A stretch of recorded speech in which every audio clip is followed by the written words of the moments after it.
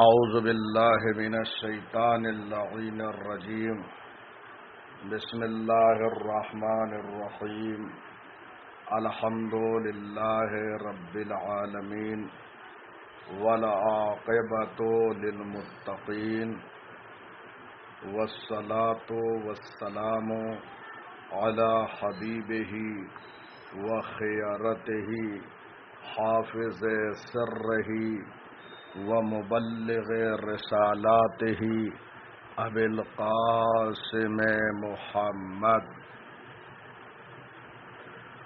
وآلہ الطیبین الطاہرین المعصومین المظلومین لا سیما بقیت اللہ فی الارضین واللعن الدائم على اعدائهم اجمعین من الآن الى قیام یوم الدین اما بعد فقد قال اللہ الحکیم فی کتابہ الکریم یا ایہا الذین آمنوا اطیعوا اللہ واطیعوا الرسول واولی الامر منکم۔ حاضرین محترم،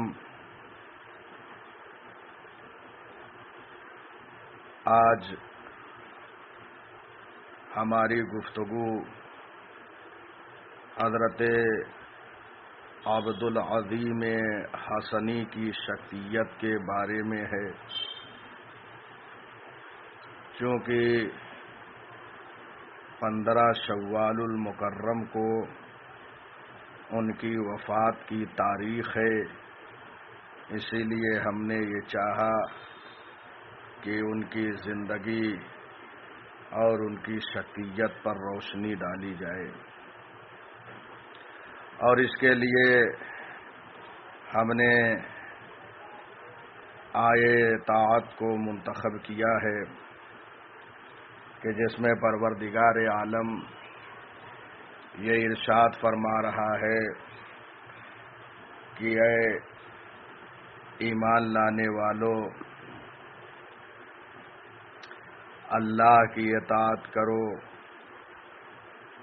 اور رسول کی اطاعت کرو، اور تم میں سے جو اولی الامر ہیں ان کی اطاعت کرو۔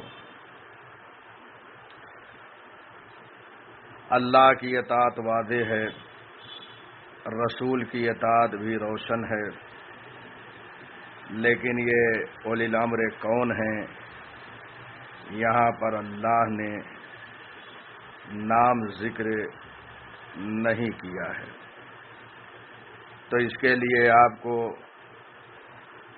تفسیر کی کتابوں میں دیکھنا ہوگا کہ اولی الامر کون ہیں۔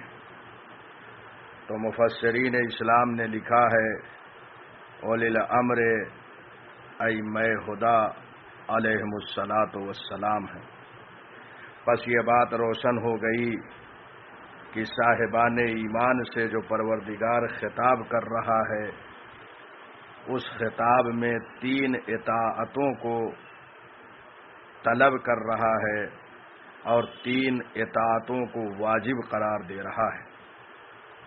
اللہ کی اطاعت کرو، رسول کی اطاعت کرو، اور ائمہ ہدی علیہم الصلاۃ والسلام کی اطاعت کرو۔ جناب عبد العظیم حسنی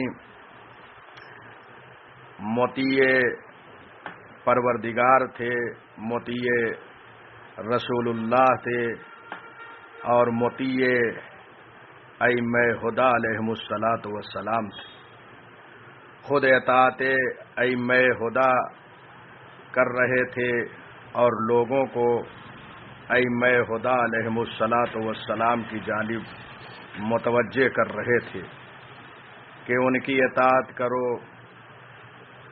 ان کی پیروی کرو، لوگوں کو نجات کا راستہ دکھا رہے تھے۔ اس لیے کہ اولی الامر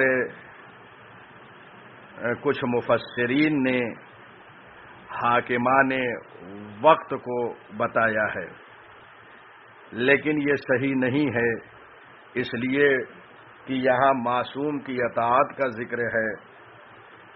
کیوں؟ اس لیے کہ غیر معصوم کی اطاعت مطلقاً جائز نہیں ہے۔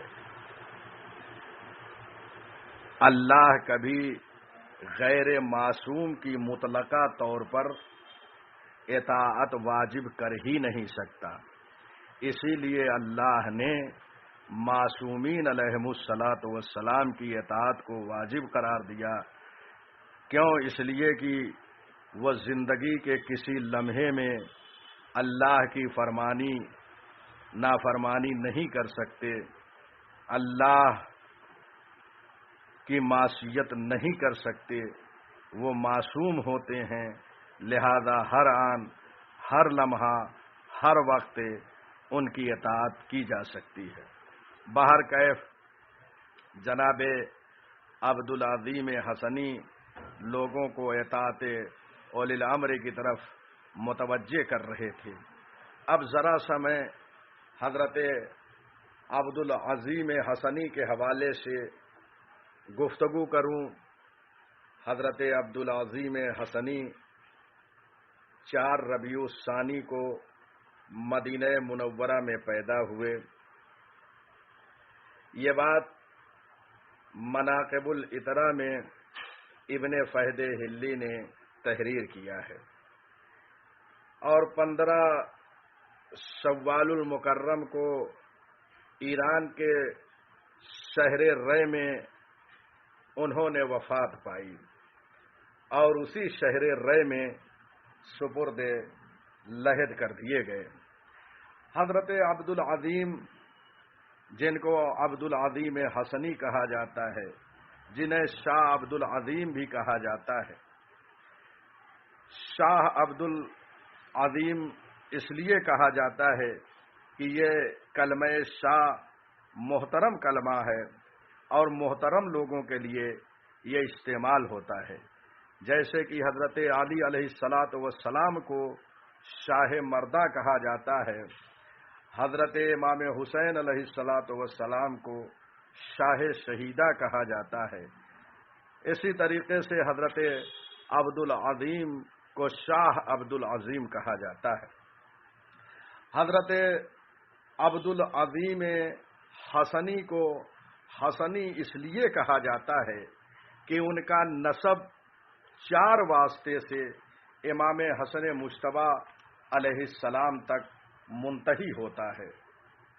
ان کے والد بزرگوار حضرت عبداللہ ابن علی ابن حسن ابن زید ابن حسن ابن ابی طالب علیہ الصلاۃ والسلام تھے۔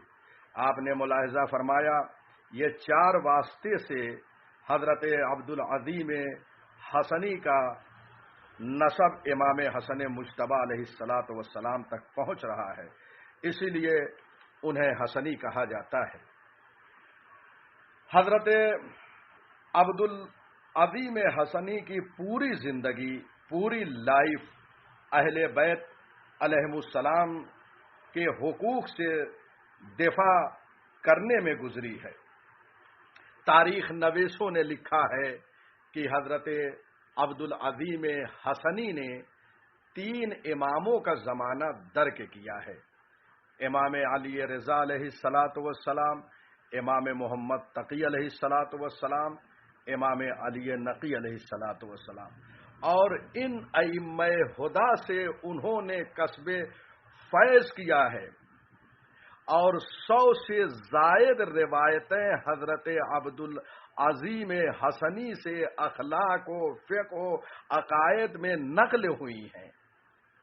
ملاحظہ فرمایا آپ نے، جناب شیخ محمد شریف رازی حضرت عبدالعظیم حسنی کے ادب کے حوالے سے لکھتے ہیں کہ جب بھی حضرت عبدالعظیم حسنی امام محمد تقی علیہ السلام اور امام علی نقی علیہ السلام کی خدمت میں حاضر ہوتے تھے تو اپنے دونوں ہاتھوں کو عبا سے باہر نکالتے تھے اور نہایت ادب و احترام سے سلام کرتے تھے، اور وہ بزرگوار انہیں جواب سلام کے بعد اپنے بازو میں بٹھاتے تھے، اور اس طریقے سے وہ ائمہ انہیں اپنے بازو میں بٹھاتے تھے کہ شاہ عبد العظیم حسنی کا زانو امام کے زانو سے متصل ہوتا تھا۔ یہ کیفیت دیکھ کر لوگ غبطہ کرتے تھے، رشک کرتے تھے، اس لیے کہ یہ ان کا مقام ہے امام معصوم کی نگاہ میں، یہ ان کی منزلت ہے معصوم کی نگاہ میں، جسے لوگ دیکھ کر غبطہ کرتے تھے، رشک کرتے تھے کہ کاش ہمیں یہ مقام امام کے نزدیک مل جائے۔ بہرحال حضرت عبد العظیم حسنی امام علیہ السلام کی نظر میں محترم تھے۔ وہ امام تقی کی خدمت میں پہنچتے ہوں یا امام علی نقی علیہ السلام کے حضور میں تشریف لے جاتے ہوں، جب بھی ان بزرگوار کی خدمت میں پہنچتے تھے تو امام علی نقی علیہ السلام یا امام محمد تقی علیہ السلام انہیں ان کی کنیت سے خطاب کرتے تھے، یعنی ان کا نام نہیں لیتے تھے بلکہ کنیت کے ذریعے سے پکارتے تھے۔ ان کی کنیت ابو القاسم تھی، لہذا جب بھی ائمہ معصوم کی بارگاہ میں حاضر ہوتے تھے تو ائمہ ہدی علیہم السلام انہیں ابو القاسم کہہ کے خطاب کرتے تھے۔ عرب میں جب کسی کو احترام سے خطاب کرنا ہوتا ہے تو وہ کنیت کے ذریعے سے خطاب کرتے ہیں۔ چنانچہ یہ احترام امام کی نظر میں جناب عبد العظیم حسنی کا ہے، اور علمی اعتبار سے امام کی نگاہ میں جو مرتبہ ہے وہ یہ ہے کہ ایک مرتبہ ابو حماد رازی شہر رے سے سامرہ امام علی نقی علیہ السلام کی خدمت بابرکت میں پہنچتے ہیں، اور انہوں نے کچھ سوالات جو کہ مشکل تھے امام کی بارگاہ میں پیش کیے۔ امام علیہ السلام نے ان کے جوابات عنایت کیے، اور اس کے بعد امام علی نقی علیہ السلام نے فرمایا، اے ابو حماد، جب کوئی مشکل امر تمہیں درپیش ہو تو اس کا جواب عبد العظیم حسنی سے دریافت کر لیا کرو۔ اس وقت عبد العظیم حسنی شہر رے میں تشریف فرما تھے، اور اس کے بعد امام نے ابو حماد رازی سے کہا انہیں میرا سلام کہنا۔ ملاحظہ فرما رہے ہیں معصوم کی نگاہ میں کتنے محترم ہیں جناب عبد العظیم حسنی، اور اس کے بعد جناب عبد العظیم حسنی کی زیارت، جو اس وقت عبد العظیم حسنی شہر رے میں دفن ہیں۔ شہر رے ایران میں ایک شہر ہے جو تہران سے متصل ہے۔ شہر رے میں ان کی قبر مطہر ہے، لوگ زیارت کے لیے جاتے ہیں۔ حقیر کو بھی متعدد مرتبہ ان کی زیارت کا شرف حاصل رہا ہے۔ چنانچہ روایت میں امام معصوم علیہ السلام سے یہ نقل ہوا ہے کہ حضرت عبد العظیم کی زیارت امام حسین علیہ السلام کی زیارت کے مترادف ہے۔ یہ ان کی بزرگی پر دلیل ہے، یہ ان کی عظمت پہ دلیل ہے، یہ ان کے شرف پر دلیل ہے۔ حضرت عبد العظیم حسنی ہمیشہ جو عقیدہ رکھتے تھے اس عقیدے کی سلامتی میں کوشاں رہتے تھے، اور مسلسل پیروی و اطاعت اہل بیت علیہم السلام کرتے تھے۔ چنانچہ وہ اپنے اطمینان قلب کے لیے ایک مرتبہ امام علی نقی علیہ السلام کی بارگاہ میں حاضر ہوتے ہیں، اور کہتے ہیں کہ فرزند رسول، میں چاہتا ہوں کہ اپنے عقیدے کو آپ کی بارگاہ میں پیش کروں تاکہ میں جو عقیدہ رکھتا ہوں اس پر آپ کی تائید حاصل ہو جائے، اور میں اسی عقیدے کہ جس پر آپ کی تائید ہو اسی کے ساتھ اللہ کی بارگاہ میں حاضر ہو جاؤں۔ آپ نے ملاحظہ فرمایا، یعنی وہ چاہتے ہیں کہ میں اپنے عقیدے کو امام کی بارگاہ میں پیش کروں، چنانچہ انہوں نے اپنے عقیدہ توحید کو، عقیدہ نبوت کو، عقیدہ امامت کو، عقیدہ قیامت کو امام کی بارگاہ میں پیش کیا۔ تو جب پیش کر دیا تو امام نے فرمایا، یا ابا القاسم ھذا واللہ دین اللہ الذی ارتضاہ لعبادہ، اے ابو القاسم قسم بخدا یہ اللہ کا دین ہے جس کو اس نے اپنے بندوں کے لیے پسند فرمایا ہے، اس پر باقی رہو اور خداوند عالم تمہیں دنیا و آخرت میں اسی عقیدے پہ باقی رکھے۔ امام نے یہ دعا دی، پس یہ بات طے ہو گئی کہ ہمیں بھی ایسا ہی عقیدہ رکھنا چاہیے کہ جس عقیدے کو امام کی بارگاہ میں پیش کیا گیا ہے۔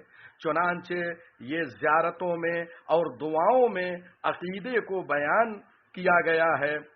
زیارت آل یاسین ایک مشہور و معروف زیارت ہے جو امام زمانہ عجل اللہ تعالی فرجہ الشریف کے لیے پڑھی جاتی ہے۔ میرے استاد محترم حضرت آیت اللہ العظما وحید خراسانی حفظہ اللہ نے اس زیارت کو پڑھنے کی بہت تاکید فرمائی ہے۔ اس زیارت کو آپ کسی وقت بھی پڑھ سکتے ہیں، اس کا کوئی وقت معین نہیں ہے۔ اس زیارت میں امام زمانہ عجل اللہ فرجہ الشریف پر سلام بھیجا گیا ہے اور اس کے بعد عقائد کا ذکر ہوا ہے۔ یہ زیارت امام زمانہ عجل اللہ فرجہ الشریف سے صادر ہے اور اس میں عقیدے کو بیان کیا گیا ہے، پر جو عقیدہ ائمہ علیہم السلام نے بیان کیا ہے اسی عقیدے پر ہم کو باقی رہنا چاہیے۔ ہم اپنے عقیدے کو قرآن اور اہل بیت علیہم السلام سے لیں، کسی اور سے عقیدے لینے کی ضرورت نہیں ہے، یا اپنی طرف سے عقیدے میں کسی چیز کو اضافہ کرنے یا کم کرنے کی ضرورت نہیں ہے۔ جو معصوم بیان کر دیں، جو قرآن بیان کرے، وہی عقیدہ ہونا چاہیے۔ چنانچہ زیارت آل یاسین میں امام پر سلام بھیجنے کے بعد امام کو گواہ بنایا جا رہا ہے۔ جو عقیدہ وہاں پیش کیا گیا ہے وہ گویا اس عقیدے کو جب انسان بیان کرے تو امام کو گواہ بنائے، امام عصر عجل اللہ فرجہ الشریف کو گواہ بنائے۔ اشہدک یا مولایا اشہد اللہ الہ الا اللہ وحدہ لا شریک لہ وان محمدا عبدہ ورسولہ لا حبیب الا ہو واہلہ واشہدک یا مولایا ان علی امیر المؤمنین حجتہ۔ اس طریقے سے عقیدے کو مسلسل بیان کیا گیا ہے، پہلے توحید کو، اس کے بعد رسول اللہ کی رسالت کو بیان کیا گیا ہے، پھر اس کے بعد ائمہ خدا علیہم السلام کی امامت کو بیان کیا گیا ہے، اس کے بعد قیامت کا تذکرہ ہے۔ یہ ساری چیزیں وہاں پہ ذکر ہے، یعنی میں آپ کو گواہ بنا رہا ہوں، امام سے خطاب کیا جا رہا ہے، امام زمانہ کو گواہ بنایا جا رہا ہے، میں آپ کو گواہ بنا رہا ہوں اے میرے مولا، اے میرے آقا، کہ میں گواہی دیتا ہوں کہ اللہ کے علاوہ کوئی اللہ نہیں ہے، اس کا کوئی شریک نہیں ہے، محمد صلی اللہ علیہ وآلہ وسلم اس کے بندے اور رسول ہیں، لا حبیب الا ہو، ان کے اور ان کے اہل بیت کے علاوہ کوئی حبیب نہیں ہے، اور میں آپ کو گواہ بنا رہا ہوں اے میرے آقا، اے میرے مولا، کہ بتحقیق امیر المومنین علی ابن ابی طالب علیہ الصلوۃ والسلام اللہ کی حجت ہیں روئے زمین پر۔ اسی طریقے سے سارے ائمہ کو حجت قرار دیا گیا ہے۔ آپ زیارت آل یاسین کو پڑھیے، اس کے بعد قیامت کا ذکر ہوا ہے۔ یہ سارے عقائد کو یہاں پر پیش کیے گئے ہیں، اور اس کے بعد گواہ بنا کے امام معصوم کو، امام عصر کو گواہ بنایا گیا ہے عقیدے پر۔ یہی عقیدہ ہونا چاہیے، اور یہی ہمارا عقیدہ ہے کہ جو زیارت آل یاسین میں بیان کیا گیا ہے، ملاحظہ فرما رہے ہیں۔ اور اس کے بعد اسی زیارت کے آخری فقرات میں آپ ملاحظہ فرمائیں تو آخر میں پھر امام کو گواہ بنایا گیا ہے۔ ملاحظہ فرما رہے ہیں آپ، یا مولایا سقیا من خالفکم، اے میرے مولا و آقا، بدبخت ہے وہ انسان جو آپ کی مخالفت کرتا ہے، وسعدا من اطاعکم، اور نیک بخت ہے وہ انسان جو آپ کا مطیع و فرما بردار ہے۔ فشہد علی ما اشہدتک علی، اے آقا و مولا، آپ گواہ رہیں اس چیز پر کہ جس پر میں نے آپ کو گواہ بنایا ہے۔ آپ نے ملاحظہ کیا کہ یہاں وہی جملے کو دہرایا گیا ہے جو ابتدائے عقیدے میں یہ کہا گیا، اشہدک یا مولایا، یہاں دوبارہ وہی جملہ، فشہد علی ما اشہدتک علی، اے آقا و مولا آپ گواہ رہیں میرے اس عقیدے پر، وَأَنَا وَلِيٌّ لَكَ، مولا میں آپ کا چاہنے والا ہوں، مولا میں آپ کا محب ہوں۔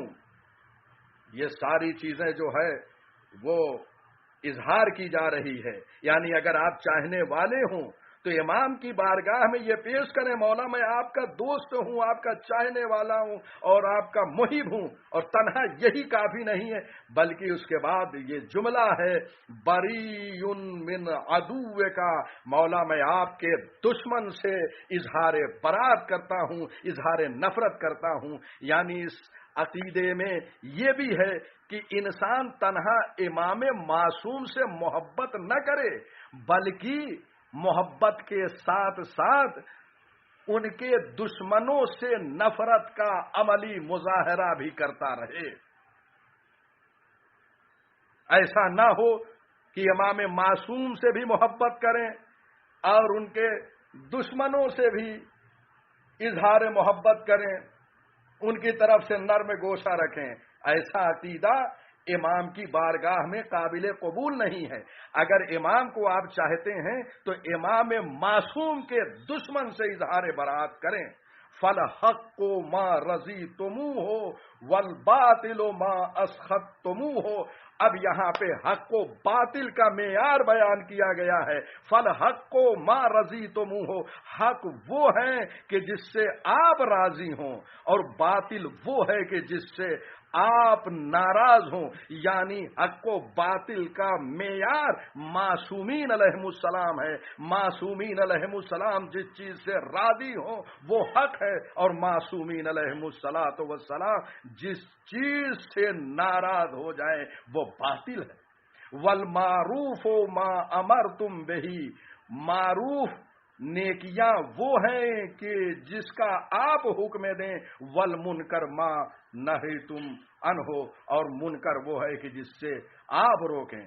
ملاحظہ فرمایا، المعروف ما امرتم بہی، جس کا آپ نے حکم دیا وہ نیکیاں ہیں، والمنکر ما نہیتم عنہ، اور منکر برائیاں وہ ہیں کہ جس سے آپ نے منع کیا ہے، یعنی آپ جس سے منع کر دیں وہ منکرات ہے۔ تو آپ نے ملاحظہ فرمایا یہ عقیدہ ہونا چاہیے جو زیارت آل یاسین میں بیان ہوا ہے، اور یہ زیارت آل یاسین امام زمانہ عجل اللہ تعالی فرجہ الشریف کی طرف سے صادر ہوئی ہے۔ تو آپ نے دیکھا جناب عبدالعظیم حسنی نے امام کی بارگاہ میں عقیدے کو پیش کیا، ہم بھی یہ زیارت آل یاسین پڑھ کر امام کی بارگاہ میں عقیدے کو پیش کریں اور اس عقیدے پر اپنے امام کو گواہ بنائیں اور اسی عقیدے کے ساتھ اس دنیا سے رخصت ہوں۔ الغرض ہم نے یہاں جناب عبدالعظیم حسنی کا مختصر تعارف اور انٹروڈکشن کرایا۔ جناب عبدالعظیم حسنی مدینہ منورہ کو ترک کر کے سامرا تشریف لے گئے۔ وہاں امام علی نقی علیہ الصلوۃ والسلام سے ملاقات کرتے تھے۔ چنانچہ ظالم و جابر بادشاہ اس کی طرف سے مسلسل جو ہے سختیاں عبدالعظیم حسنی پر ہوتی رہی۔ عبدالعظیم حسنی نے سامرا کو خیر بات کہا اور اس کے بعد وہاں سے چل پڑے اور مختلف شہروں سے ہوتے ہوئے جناب عبدالعظیم حسنی شہر رے پہنچتے ہیں۔ شہر رے میں نے عرض کیا ایران کی راجدھانی تہران سے ملا ہوا ایک شہر ہے۔ وہاں پہ انہوں نے قیام کیا اور علی ابن ابی طالب علیہ الصلوۃ والسلام کے ایک شیعہ ایک چاہنے والے کے گھر کو اپنا مسکن قرار دیا، وہاں رہتے تھے۔ چنانچہ وہاں پہ لوگ پہچانتے نہیں تھے جناب عبدالعظیم حسنی کو۔ آہستہ آہستہ شیعان حیدر کرار کو معلوم ہوا کہ جناب عبدالعظیم حسنی خاندان اہل بیت عصمت و طہارت کی ایک فرد ہیں، تو لوگوں نے ملاقات کا سلسلہ قائم کیا اور جناب عبدالعظیم حسنی سے ملنے لگے اور ان سے کسب فیض کرنے لگے۔ تو جناب عبدالعظیم حسنی نے لوگوں کو فیض پہنچایا اور اس کے بعد اسی شہر میں 15 شوال المکرم کو دار فانی سے دار بقا کی طرف رحلت کر گئے۔ سلام ہو اس مرد مجاہد فی سبیل اللہ پر۔ وآخر دعوانا ان الحمد للہ رب العالمین۔